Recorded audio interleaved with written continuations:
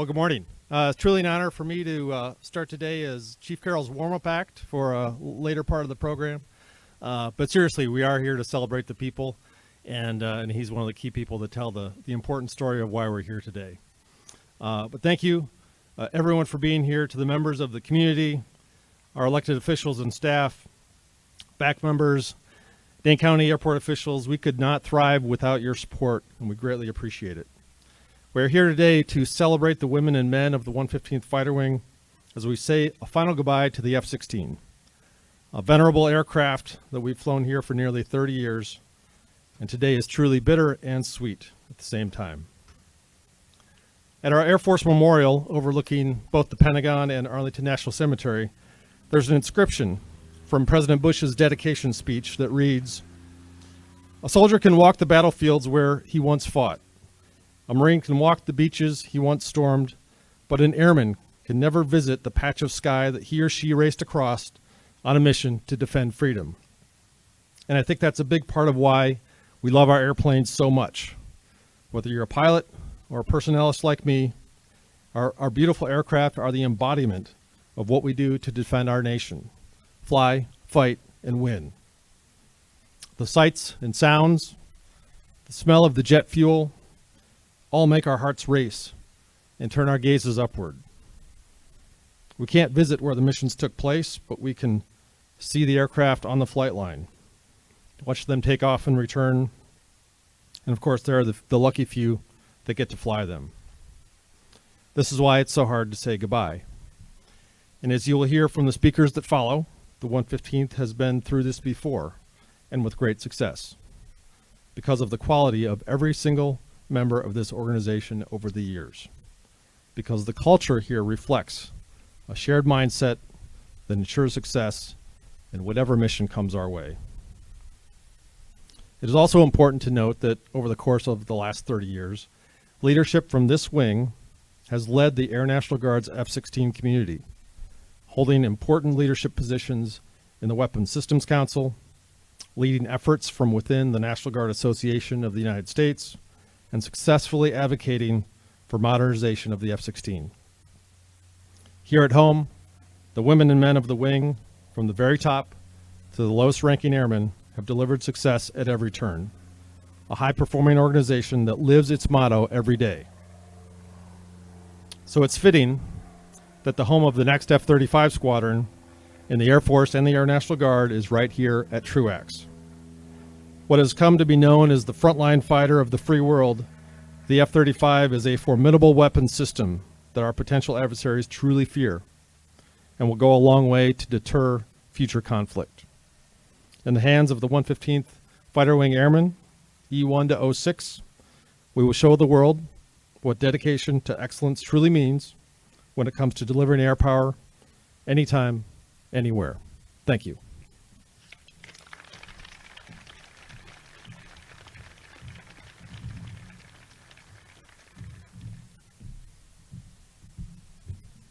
Thank you, General May. I'd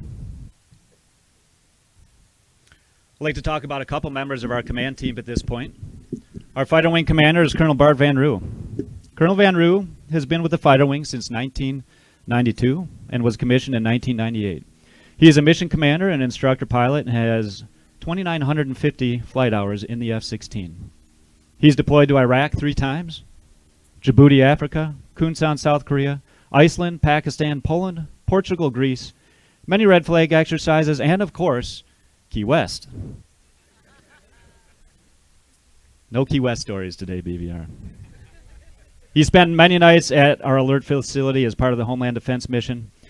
He's been the Fighter Squadron Director of Operations, Fighter Squadron Commander, our Inspector General, State Director of Operations, and Northern Lightning Exercise Director. As a longtime member of the 115th Fighter Wing, it's fitting that he will be flying one of our last jets off station today. Our command chief is Chief Master Sergeant Brian Carroll. Chief Carroll has been with the Fighter Wing since 1990 after 6 years on active duty as an F-4 crew chief. After a brief stint as an A-10 crew chief, he trained on the F-16 when the wing converted in 1992. Chief Carroll crewed Aircraft 260 for many years and was recognized in 2008 for crewing that jet for over 3,000 flight hours. 260 was one of our most reliable flyers. I had the pleasure of delivering it to Tucson several weeks ago. Chief Carroll was there for 260's final departure, which made it a great moment for everyone on the flight line. Chief has deployed with the fighter wing to Saudi Arabia, Kuwait, Turkey, Iraq twice, and Qatar, among others. Chief was a crew chief supervisor when he moved to POL to be the superintendent of the fuel management's flight, where he was promoted to Chief Master Sergeant. And he's been our fighter wing command chief now for 2 years. So ladies and gentlemen, please welcome Colonel Van Roo and Chief Carroll to the stage.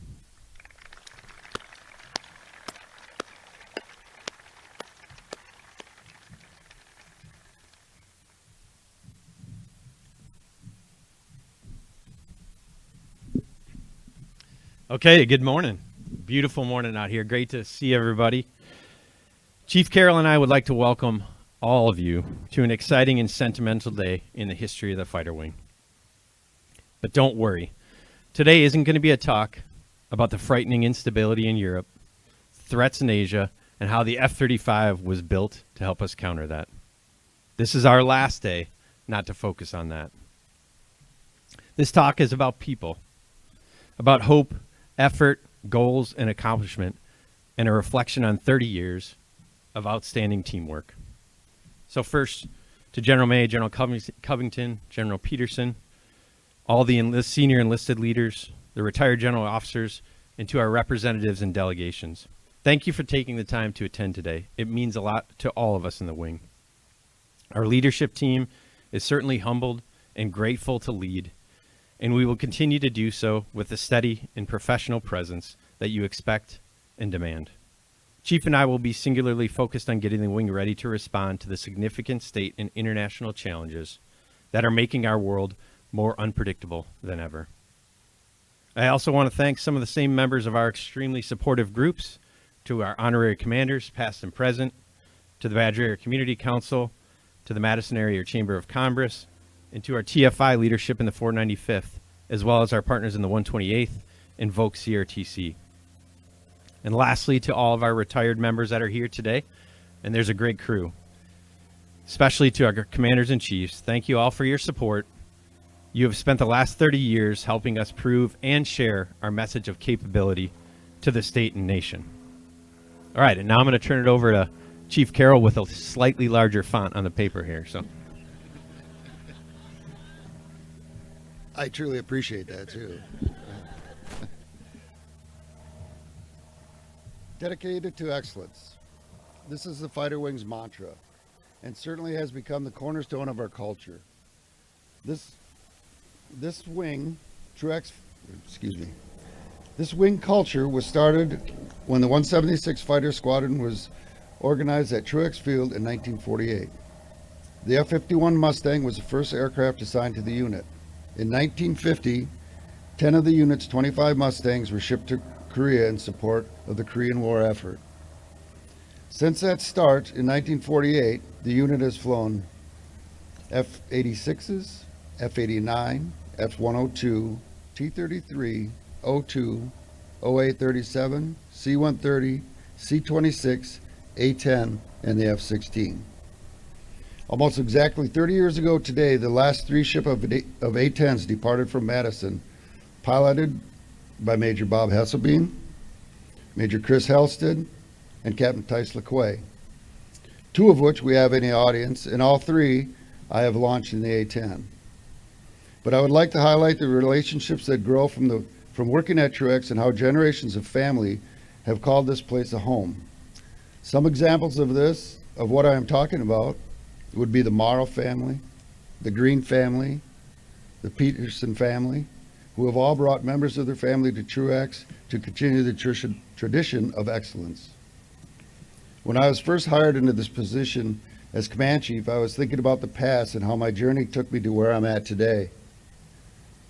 It was then that I came to the realization that as a crew chief, I have launched out Colonel Van Roo's father, Lieutenant Colonel Dick Van Roo, in the A-10 more than I have launched out my boss. So as you can see, there is a strong family tie on this base that link us all together, but there is also a work family who are just as important to help the legacy of the fighter wing continue. Thank you.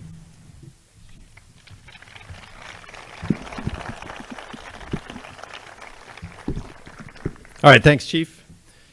And like Chief said, the unit certainly is a family. And our wing's story in the F-16 started here in the winter of 1992-93 as jets arrived from the 56th Fighter Wing in Florida. And the 115th has continued to raise the bar of capability across the world ever since. Our team flew 73,832 F-16 flights and 116,904.4 hours in the F-16. And for my stepdad who's doing math on that, that's over 4,871 straight days of flying the F-16. Pretty incredible. But stats like these are really just numbers. And as I discussed this ceremony with the members of our leadership team, there was two themes that emerged that really represent the difference in this organization. And it is our culture of excellence and our people's desire to maintain that. So we decided the best way to represent all that we have achieved in the last 30 years was to tell the story of our people. As Chief said, a culture of excellence has become part of everything we do. We have operated with that expectation for ourselves for so long that airmen down to the lowest level come to expect and understand it. This is never more evident than our deployments and the feedbacks as commanders across the globe have heartfelt, genuine praise and amazement for our members. Some of our large aviation deployments in the F-16 include Operation Northern Watch Turkey, Southern Watch in Kuwait, deployments to Iraq in 2004, 2006, 2008, and 2009. Then to Djibouti, Africa in 2013, Kadena, Japan in 2015, Kunsan, Korea in 2017, Afghanistan in 2019, and Saudi Arabia in 2021. These large jet deployments are the biggest by the number of people, but there are many, many more. There was a total of over 100 overseas deployments of groups from the wing in our 30 years in the airplane. Those 100 deployments include all jobs on base and really went to every corner of the globe. So now, as we share a little bit about our people, I ask them to stand when each member is able to represent their group's piece of the 30 years of this mission. Chief Carroll will share one of our new wing coins reflecting the challenge to the wing of the next 30 years.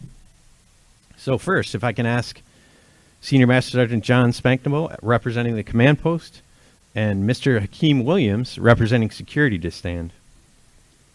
Senior Master Sergeant Spanknable and Mr. Hakeem Williams will represent the alert missions and all that has taken place since September 11th, 2021. John started his career in the maintenance orderly room and transitioned to the command post in 2010. Since then, he performed over 1,100 24-hour shifts and assisted in over 200 practice, evaluation, and real-world alert scramble missions with a mission ready on all evaluations. State Security Officer Williams embodies his service to country and community. He began his service with the Department of Corrections and joined the 115th Security Forces team in 2021 as a state officer. He demonstrated resolve and dedication as he overcame numerous challenges. One good thing about operating on an airport, here I get to pause for a second.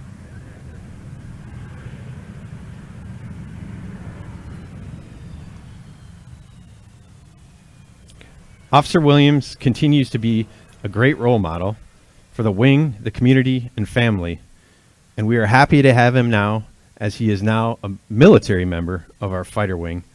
So congratulations to you. Like all of our alert shift workers, they have been at work during holidays, weekends, family events, and work countless nights and in terrible weather.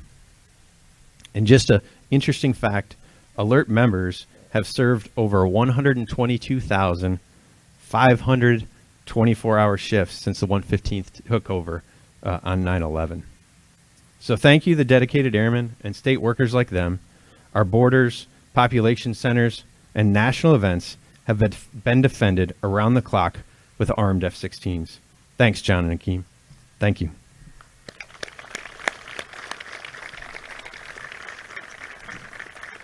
All right, next representing plans in the integration office, Mr. Bill Kennedy. And it pains him to stand in front of you here, so I like it. Bill's been here since before September 11th and has been directly involved in 23 large aviation movements, 18 TDYs, 3 AEFs, and 2 theater security packages. His contributions directly contributed to the deployment of more than 5,400 personnel, greater than 2,500 short tons of equipment, more than 11 different countries, and 3 different areas of responsibility. Additionally, he supported hundreds of individual deployments through the reserve component period cycles and thousands of movements in support of domestic operations in the state of Wisconsin and across the nation. His resourcefulness, hard work, and modesty are representative of many in the support group. Never has this base seen a faster and more constant pace of deployment than the time you've served, Bill. Thank you for everything you mean to the unit. Thank you.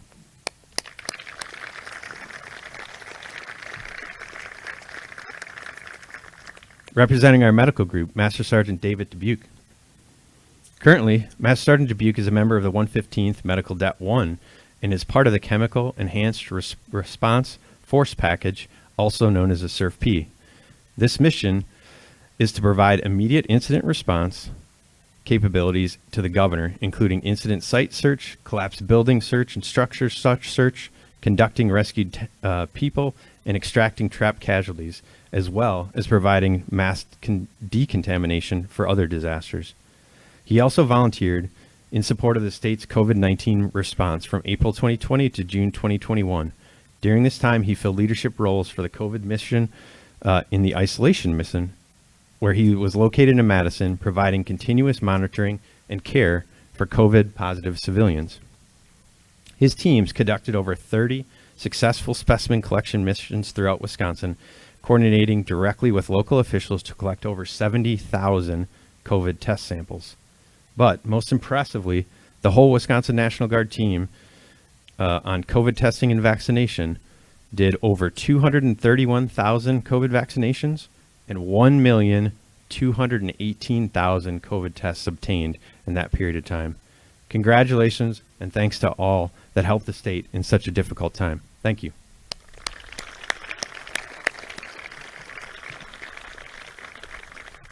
All right, just to let you in on a little bit here, soon you'll get to see our crew chiefs in action, and they certainly are going to be representing our maintenance group as they launch this jet behind us just after the presentation. But we want to recognize 2 shops in maintenance that will be phased out with the F-35. Would Master Sergeant Carl Polk from Phase and Rebecca Mertes from Hydraulics please stand? With the arrival of the new airframe, the wing will be converting multiple work centers to areas that were instrumental in the fighter squadron racking up over 116,000 flying hours.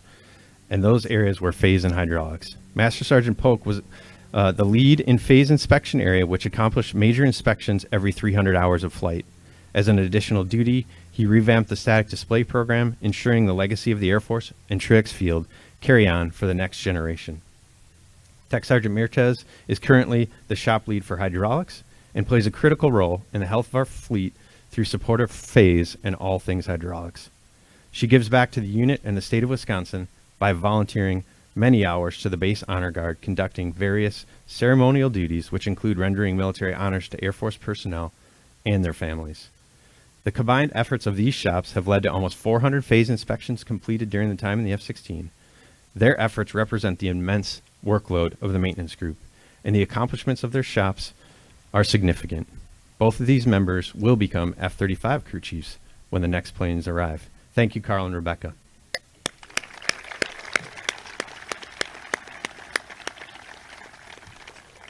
Okay, my next airman is Tech Sergeant Mark Bush. If you could stand, Mark. Mark spearheaded the Minnesota Duluth alert transition. He taught water survival to security forces for jungle training and accepted and built better air crew chem lines, participating in audacious warrior exercises and many more. But most importantly, Mark brings an incredible attitude to the wing, and he does everything he can to make his aircrew flight equipment shop better. He represents scheduling, crew chiefs, medics, and all the other people that helped over the last 2 years when we had 175 115th Fighter Wing Airmen get backseat rides. And we also did 48 spouse taxi experiences, which we had never done before in the F-16. Each of these members got a really unique look at what it is like to climb into an F-16 and experience that. And of course today, our last two-seater leaves forever. Thank you, Mark, for your amazing attitude and energy. We appreciate everything you do.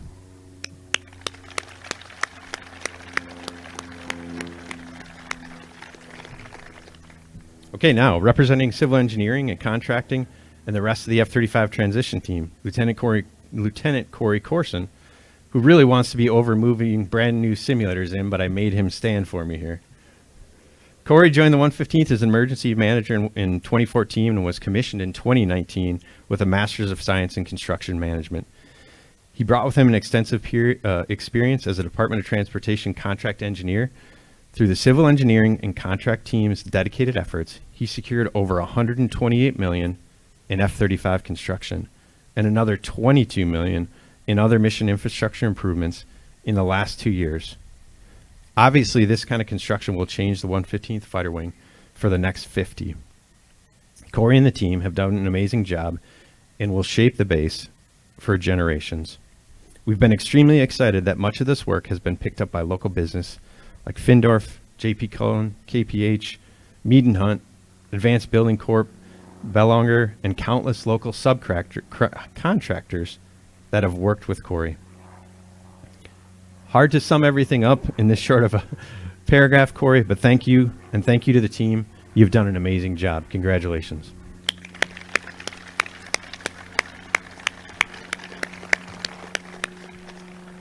Okay, lastly, to Lieutenant Colonel Gaffney, representing the Ops Group.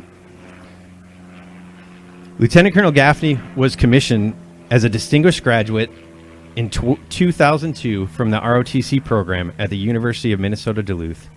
He served 12 years in the active duty and has been in a variety of positions at the squadron and wing levels to include F-35 program manager, F-16 instructor pilot, flight examiner, wing and squadron weapons officer.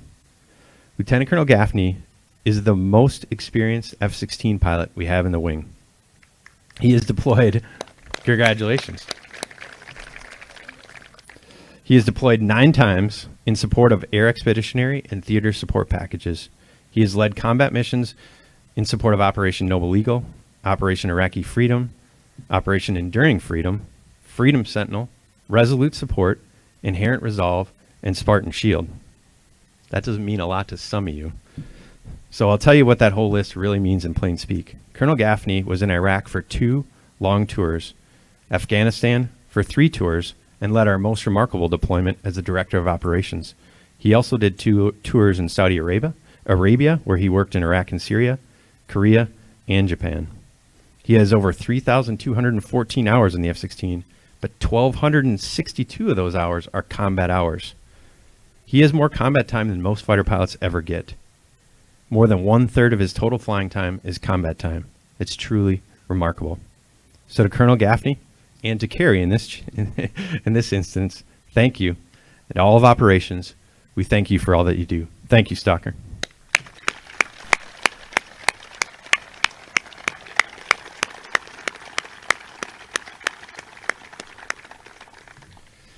Okay, so I know that using 9 members in a short version of their story does not really begin to sum up the accomplishments made by the units in this last 30 years. But in the unit, where we would be nowhere without the belief in our culture and the personal work ethic to maintain such an amazing standard. There is no doubt our reputation had a lot to do with our selection for the F-35. So, as I was thinking about this speech 2 weeks ago, we had a great leadership speaker up at Vogue Field who talked a lot about culture, so it was super interesting to me. He actually argued something I had never heard or thought of. He said that most of us, when we talk about culture, we're really talking about history and heritage. This is so relatable to where we are today. We've built an amazing culture, and there's a lot of retirees that are a huge part of that. But it's really history and heritage.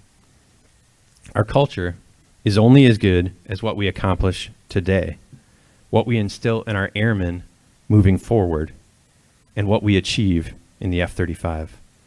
I challenge the fighter wing to move forward focused, to continue to share, teach, and expect a culture of excellence in each other. And I know that we can leave the same heritage over the next 30 years. Thank you to the members of the 115th, past and present, and congratulations on all your hard work.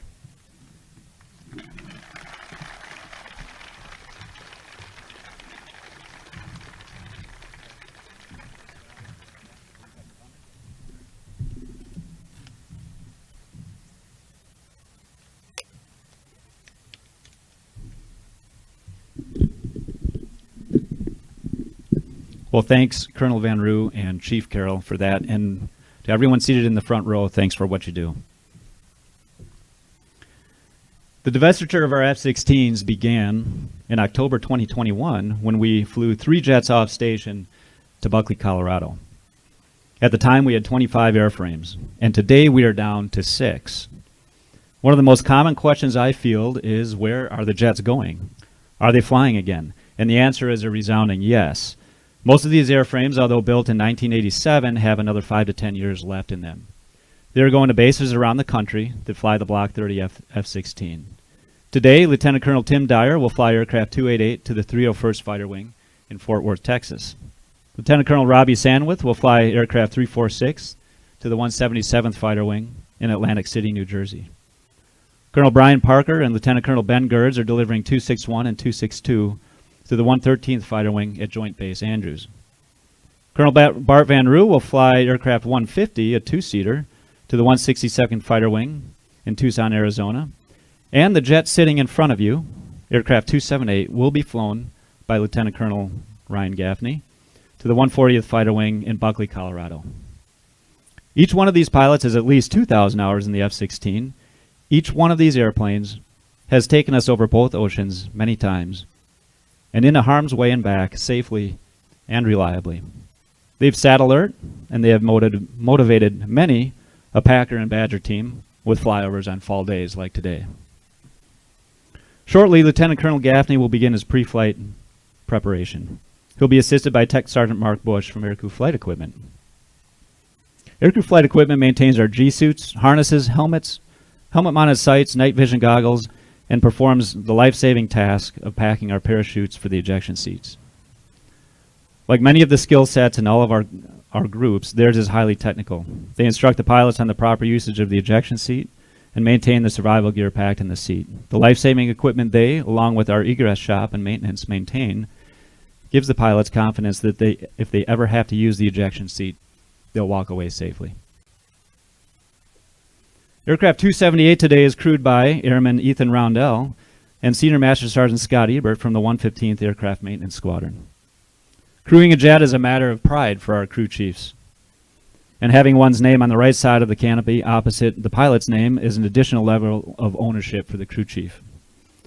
As Lieutenant Colonel Gaffney does his pre-flight, he's confident that the jet has been prepped by the crew chiefs. Fluid levels, fuel, tire pressures, accumulator pressures, liquid oxygen, and many repairs are handled by our crew chiefs. Crew chiefs brave extreme cold in the winter, prepping jets in temperatures as low as 25 below zero. And they do the same work in the 110-degree heat of a Middle East deployment. Some of our members spend an entire career braving these conditions on the flight line. The jet itself is configured with 3 external fuel tanks, missile rails, bomb suspension equipment, and a travel pod.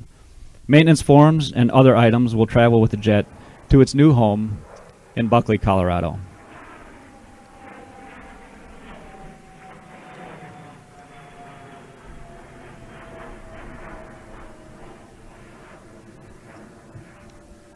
Inside the cockpit, the jet reflects 30 years of upgrades that have transformed the Block 30 F-16 from a daytime, highly maneuverable dogfighter into one of the premier close air support platforms in the inventory, filling a complementary role in that capacity alongside the A-10.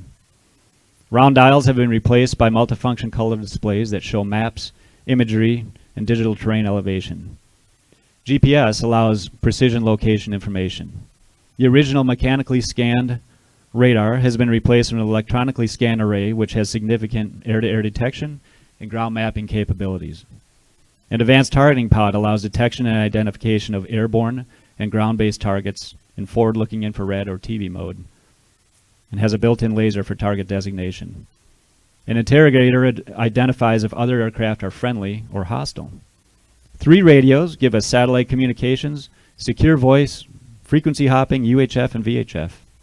And Data Link allows us to share our location and targeting information with other flight members. Night vision goggles allow for us to rule the night sky. Our weapons have become smaller and more precise as we have developed cutting-edge tactics for close air support in urban environments. A helmet-mounted cueing system allows all the sensors to be slaved to the pilot's line of sight. Lastly, An iPad from Best Buy gives us maps and flight information that was previously contained in boxes of paper publications. All this in the lightweight, low-cost fighter that debuted in 1977. As Colonel Gaffney starts up, he will go through a sequence that he's performed 1,000 times. He'll align his inertial navigation system and check the GPS rings in. He'll run the flight controls through an automated built-in test that you'll see as the flight control surfaces move. He'll test his emergency power unit.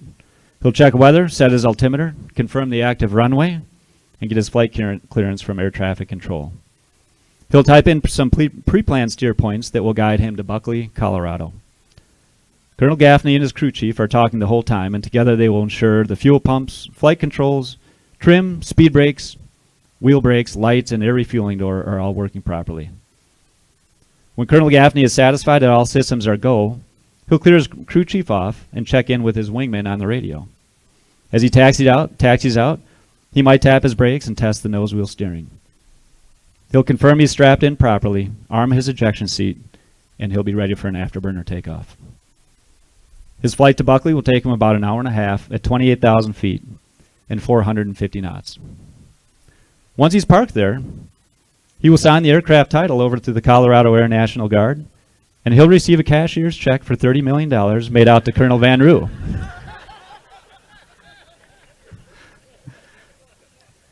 That's not really how it works. Paperwork's done already, but I'm sure we could trust Colonel Van Roo with that money.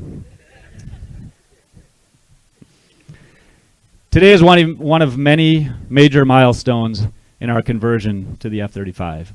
But today, it's all about the F-16 and all the airmen who are part of the F-16 mission here. To all the current members, and to all the former members who have contributed to 30 years of flying the Viper, from the flight line to logistics, from security forces to the medical group, you've left an incredible legacy of combat deployments and homeland defense. To all the people here from the community who have been so supportive of the 115th Fighter Wing, thank you for that and for being here with us today. We couldn't do this without you.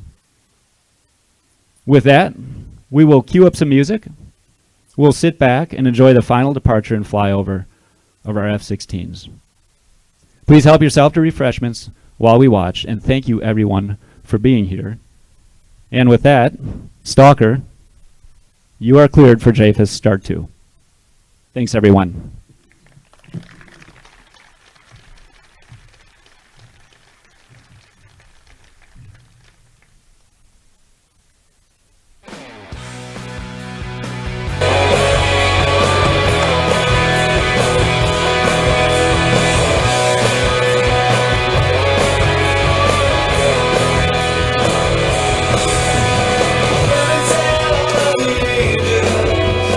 This could take all night.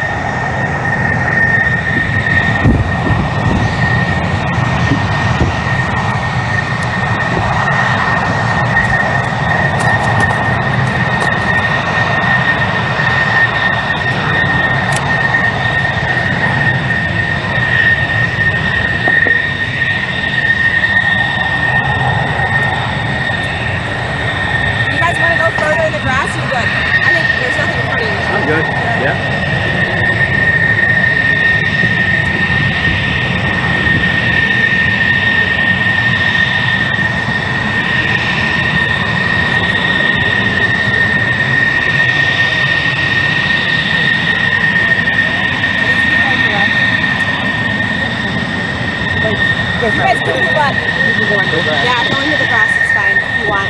Those people in your way, just feel free to move up. This is great.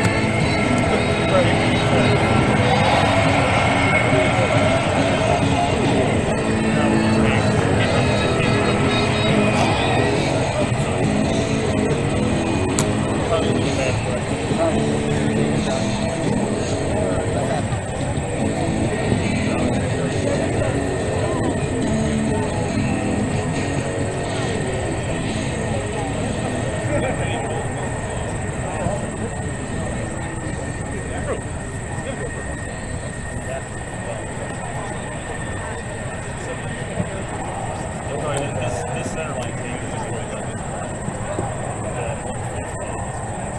No, these lights are too. Yeah, maybe it might go all the way, man.